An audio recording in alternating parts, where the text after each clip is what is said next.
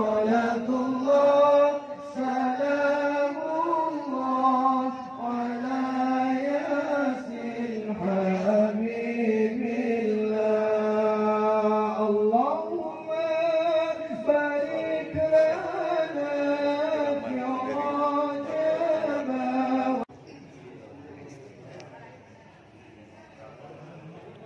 Acara ini acara hall ya pendiri MA, makanya saya datang, wajib saya datang karena tokoh ini sangat berjasa untuk Indonesia.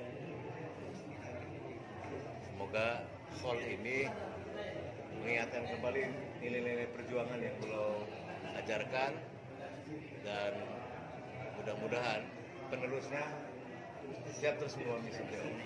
Barakallah. Ada Pak Julfi, sehat Pak Julfi. Kita sama-sama ikut hall ya. Dari Ciamas ke sini jaraknya jauh ya, tapi bisa ditempuh. Saya masuk lagi di Padarincang. Yang pertama, Miftah Bagus Salam itu berisi tentang akidah. Kalau kita baca dari kitabnya Dimas Abdul Rahman, itu seperti ringkasannya kitab Tijandarorinya Syekh Nawawi, berisi mengenai rukun Islam, rukun iman, akidah Ahlussunnah wal Jamaah, Asy'ariyah dan Maturidiyah. Di situ disebutkan juga sifat wajib 20, sifat Rasul, sifat mustahil bagi Allah, sifat mustahil bagi Nabi dan lain sebagainya. Makanya kalau ingin tahu akidahnya Dimas Abdul Rahman, nah itu kitab dua risalah itu dibaca. Jelas bahwa beliau itu adalah Asy'ariyah wal Maturidiyah karena murid langsung dari Syekh Nawawi Al-Bantani dan Syekh Mahfud Attar Masih. Saya kira itu yang untuk menghafal. Dan tadi juga berisi mengenai akhlak, etika. Kemudian ada trik dan tata cara supaya sugih. Nah itu. Maka kalau pengen sugih, wajib dibaca kitab ini. Ingin punya hafalan yang kuat dan ingin sugih, harus dibaca kitab manzumatnya Syekh Mas Abdul Rahman bin Jamal Al-Zarqawi. Tapi nggak tahu kitab ini bisa dicari di mana? Apakah ada di perpustakaan atau Anwar atau? Insyaallah ada.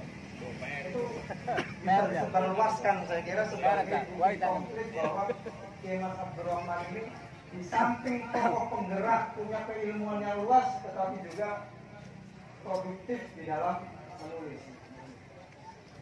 Mas Abdul Rahman selama hidupnya aktif selain di Mahdul Anwar karena memang didirikan sendiri oleh beliau, dan juga aktif di Nahdlatul Ulama. Setiap muktamar Nahdlatul Ulama beliau pasti hadir sepanjang hidupnya. Sejak berdirinya Nahdlatul Ulama, hanya satu kali beliau tidak menghadiri muktamar Nahdlatul Ulama, yaitu ketika diadakan di Banjarmasin. Karena di luar Jawa, jauh, di tahun 1936 beliau tidak hadir. Tetapi selain itu, sejak 1926 sampai beliau wafat tahun 1944, bulan Agustus, tanggal 27 Syakban, beliau selalu hadir di kegiatan-kegiatan muktamar Nahdlatul Ulama. Bahkan beliau sendiri yang memprakarsai adanya muktamar Nahdlatul Ulama yang ke-13 di Menes. Pernah ada juga muktamar Nahdlatul Ulama di Menes pada tahun 1938.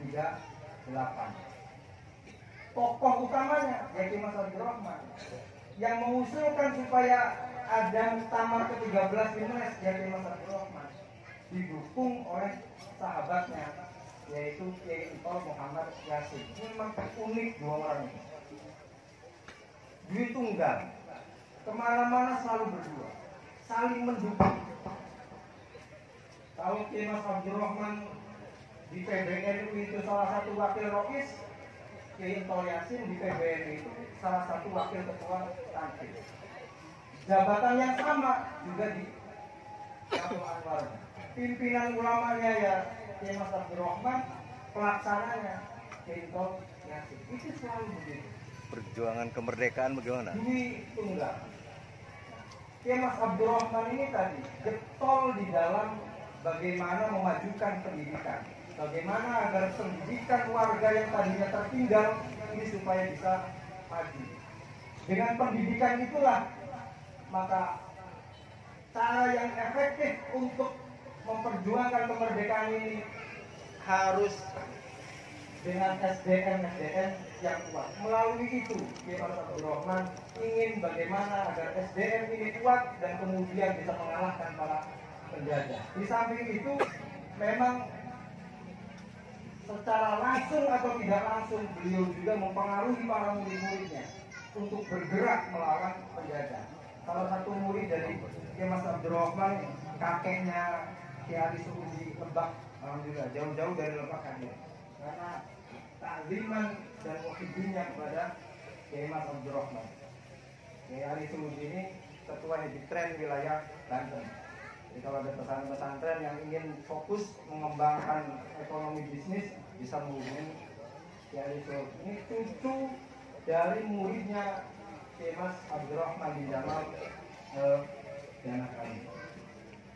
Saya kira masih banyak lagi informasi-informasi penting berkaitan dengan Kiai Mas Abdurrahman. Makanya kemarin kita dengar ada usulan pahlawan nasional. Abdurrahman ini diusulkan menjadi Pahlawan salah nasional. satu pahlawan nasional. Sedang Insya dipersiapkan. Allah ini nanti kita juga akan backup oleh itu. Alhamdulillah.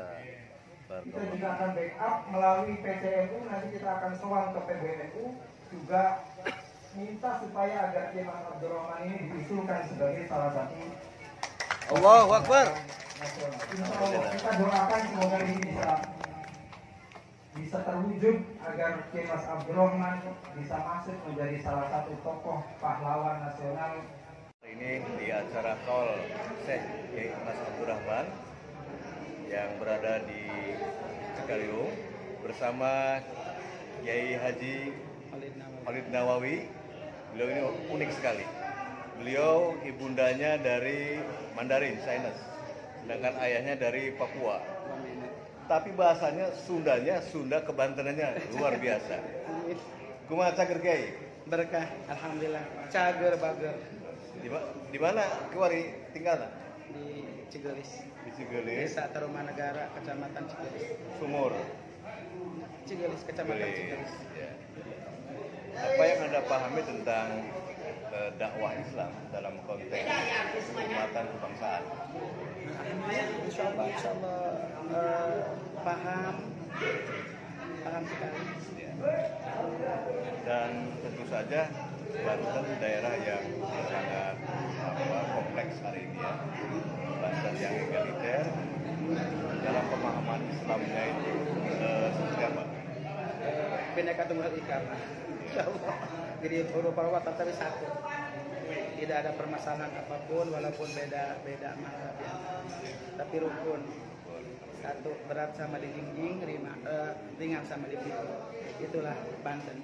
Bagaimana melihat Syekh Mas Abdurrahman para nasional menurut Kiai? Luar biasa karena beliau sudah sepantasnya sewajarnya disebut pahlawan nasional. Baik, terima kasih Kiai.